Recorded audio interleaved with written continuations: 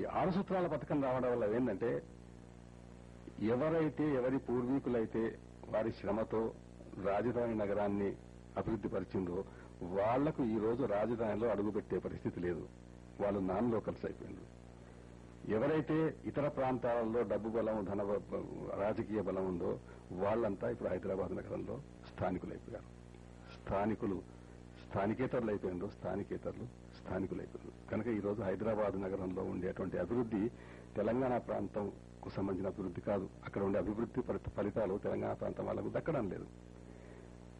ఈ రోజు హైదరాబాద్ నగరం ఇంత డెవలప్ అయింది కదా అనేటువంటి అయితే ప్రచారం జరుగుతుందో హైదరాబాద్ లో జరిగిన డెవలప్మెంట్ తోనే తెలంగాణ ప్రాంతానికి దొరికింది ఏమిటి? హైదరాబాద్ లో ఫ్లైఓవర్లు చూసి, రోడ్ల వెడల్పు చూసి, విమానాశ్రయాలు చూసి మనం చాలా సంతోషపడుతుంటాం. సంతోషించాల్సిందే. హైదరాబాద్ లో ఈ ప్రగతి జరుగుతున్న రోజుల్లోపలనే ఆదిలాబాద్ జిల్లాలో కలరా వల్ల చావులు, వరంగల్ జిల్లాలో, కరీంనగర్ జిల్లాలో పత్తి రైతుల ఆత్మహత్యలు, మహబూబ్నగర్ జిల్లాలో కరువు, నల్లగొండ జిల్లాలో ఫ్లోరోసిస్, రంగారెడ్డి జిల్లాలో వాతావరణ కాలుష్యం, మేదక్ జిల్లాలో వ్యవసాయదారులకు నీళ్లు ఇవ్వకుండా నీటిని రాజధాని నగరాన్ని తరలించడం, ఇది తెలంగాణ పరిస్థితి. కనుక హైదరాబాద్ నగరంలో ఉండే అభివృద్ధిని చూసి తెలంగాణ అభివృద్ధి అని భ్రమపడితే అంతకంటే మూర్ఖత్వం, అంతకంటే అమాయకత్వం ఇంకా వేరే ఉండదు. కనుక ఈ 44 సంవత్సరాల్లో ఈ రోజు తెలంగాణ ప్రజలకు దక్కింది ఇది. కనుకనే మళ్లీ ఒకసారి వాళ్ళు మాకు ప్రత్యేక రాష్ట్రం కావాలని కోరుతున్నారంటే తప్పేమిటి? 44 సంవత్సరాల తర్వాత ఇన్ని ఒప్పందాలు, ఇన్ని సూత్రాలు, ఇన్ని పథకాలు, ఇన్ని వాగ్దానాలు చేసిన తర్వాత అన్నింటినీ ఉల్లంఘించారు. దేన్ని అమలు పరచలేదు. ఫలితంగా ఈ రోజు తెలంగాణ ప్రాంతం ఆంధ్రప్రదేశ్ అనేది మొత్తం దేశంలోనే వెనుకబడ్డ ప్రాంతంగా నిలిచిపోయింది.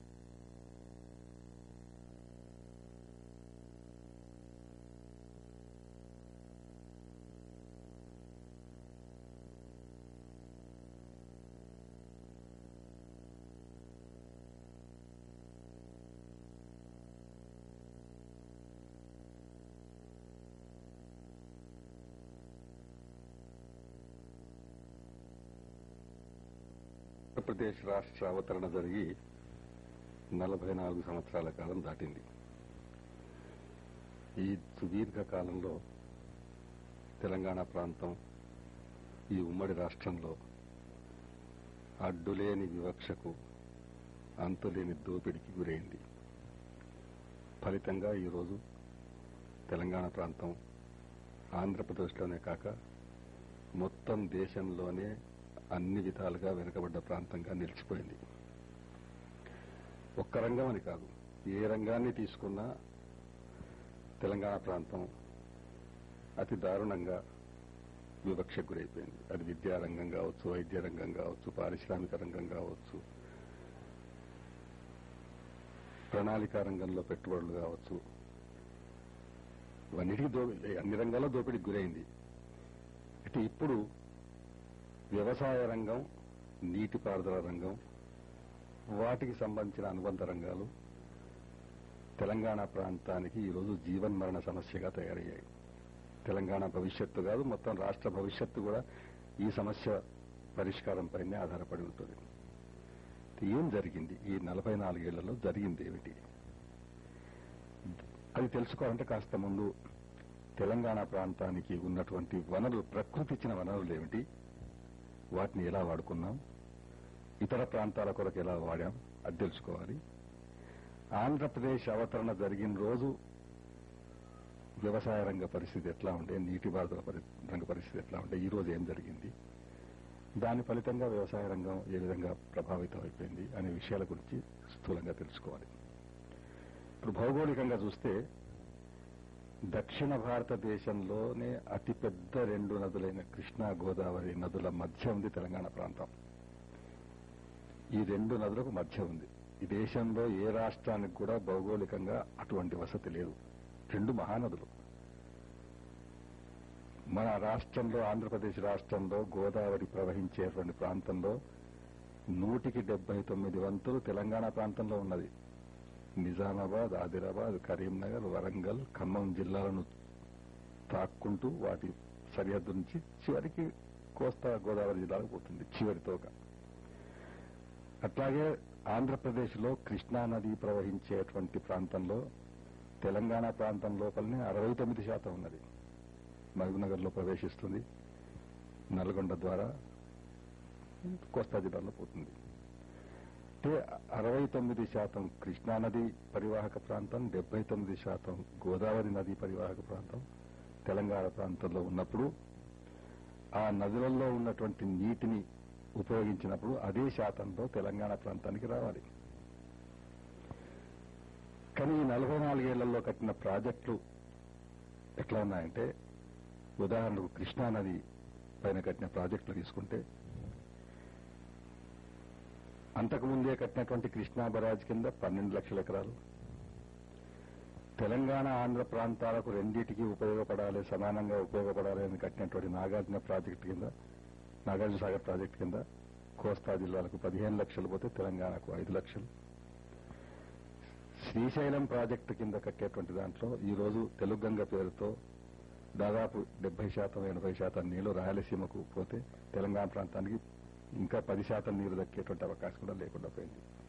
అంటే కృష్ణానది పైన కట్టినటువంటి ప్రాజెక్టులపైన తెలంగాణ ప్రాంతానికి రప్పించేటువంటి నీరెంత అంటే 10-15% మాత్రమే. 15% కంటే నీరు ఎక్కువ రావడం లేదు. కనుకనే ఈరోజు కృష్ణానది కింద ఇదివరకే సాగులోకి వచ్చినటువంటి ఆయకట్లో రాయలసీమ ఆంధ్ర ప్రాంతాల్లో కలిసి ఆంధ్రలో ఎక్కువ ఉంది, రాయలసీమలో తక్కువ ఉంది. రాయలసీమ ప్రాంతం కూడా చిన్నది కదా. ఆంధ్ర రాయలసీమ ప్రాంతాల్లో 30 లక్షల ఎకరాల వరకు నీళ్లు అందుతూ ఉంటే తెలంగాణ ప్రాంతంలో 5 లక్షలకు కూడా గతి లేకుండా పోయింది.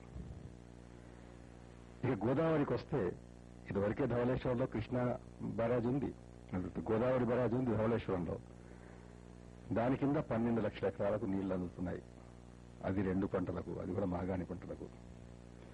తెలంగాణ ప్రాంతానికి వస్తే గోదావరి పరిపాలక ప్రాంతంలో ఉన్నటువంటి నిజాం సాగరు, నిజాం కట్టించిన నాటి నిజాం సాగరు, దానికి సరిగ్గా పోషణ లేక, దాని రిపేర్స్ లేక, మెయింటెనెన్స్ లేక ఆయకట్టు సగం పడిపోయింది. 40 ఏళ్ల కింద పోచంపాడు వద్ద మొదలుపెట్టిన ప్రాజెక్టు ఇప్పటికీ పూర్తి కాలేదు.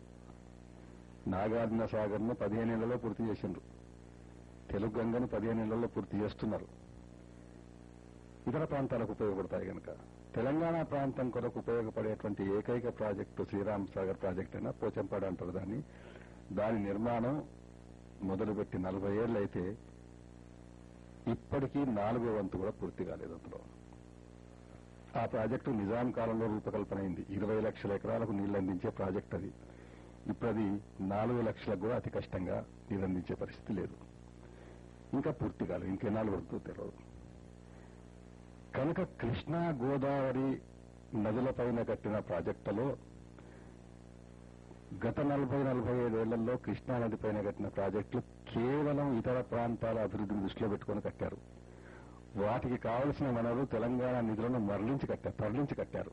తెలంగాణ ప్రాంతానికి చెందవలసిన నిధులను అన్యాయంగా తరలించి నాగార్జున సాగర్ను పూర్తి చేశారు, తెలుగంగ పూర్తి చేస్తున్నారు. ఆ ప్రాంతానికి ప్రాజెక్టులు వస్తే ఎవరికి ఈర్ష్యలేదు. కానీ ఈ ప్రాంత ప్రజల యొక్క డబ్బును, ఈ ప్రాంత ప్రజల అభివృద్ధికి ఉపయోగపరుస్తామనేటువంటి వాగ్దానాన్ని మర్చిపోయి డబ్బును తరలించారు. కనుకనే శ్రీరామ్ సాగర్ కుంటుపడిపోయింది. కృష్ణలో నీళ్ళు లేవంటున్నారు, ఇతర ప్రాంతాలకు కేటాయించామంటున్నారు. అది కూడా సరైన వాదన కాదు. ఇతర ప్రాంతాలకు నీరు కేటాయించినప్పటికీ జరిగిన అన్యాయాన్ని సరిదిద్దేటువంటి అవకాశాలు ఇప్పటికీ ఉన్నాయి. అది ఎప్పుడు వీలవుతుందంటే కోస్తా జిల్లాలలో ఉన్నటువంటి వ్యవసాయదారులను పంటల మార్పిడికి ఒప్పిస్తే పై ప్రాంతంలో ఉండే తెలంగాణ రాయలసీమకు కృష్ణానది నీళ్లు ఎక్కువగా ఇవ్వచ్చు అనేటువంటి విషయం వీళ్ళు చెప్పింది కాదు. పుచ్చలపల్లి సుందరయ్య 20-25 ఏళ్ల క్రితం ఆయన పుస్తకం లోపల స్పష్టంగా చెప్పాడు. తెలంగాణ రాయలసీమ ప్రాంతాలకు న్యాయం జరగాలంటే కృష్ణా డెల్టా ప్రాంతంలో ఉండేటువంటి రైతులు 2 వరి పంటలు 3 వరి పంటలు పండించే బదులు 1 వరి పంట పండించి వేరే ఇంకో పంట పండిస్తే ఎగువ ప్రాంతాల్లో ఉండేటువంటి వాళ్ళు నీళ్లు అందుతాయని చెప్పారు. కానీ అది ఈరోజు దురదృష్టం ఏంటంటే కమ్యూనిస్టు పార్టీలు కూడా ఆ విషయాన్ని పట్టించుకోవడం లేదు. ఇక గోదావరి విషయానికి వస్తే నీళ్లున్నాయి, గోదావరిలోకి పూర్తిగా వాడలేదు. గోదావరి నీటిని పూర్తిగా